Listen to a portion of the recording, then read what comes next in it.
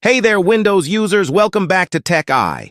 Today we're diving into a fun and easy way to customize your command prompt, changing its colors. Let's get started.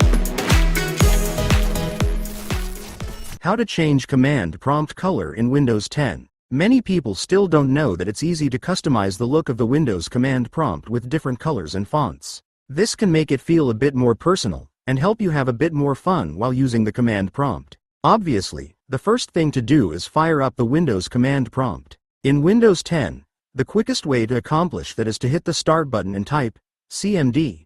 You should see the command prompt app highlighted as the top search result.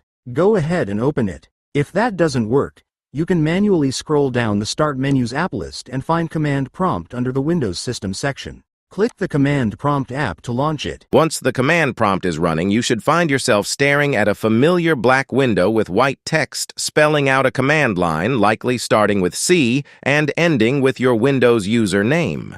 We're going to use the color command to change things up, and you can get a sense of the possibilities by typing $! And hitting Enter. As you can see, the color command is pretty self-explanatory.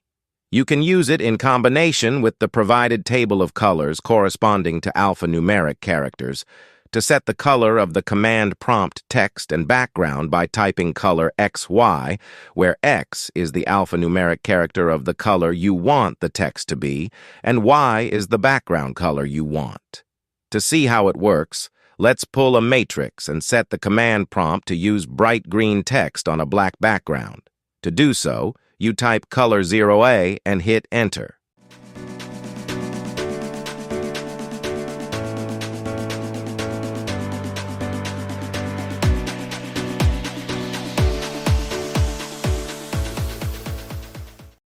If you want to return your command prompt back to its default white on black, all you have to do is type color and hit Enter to reset everything to factory standard.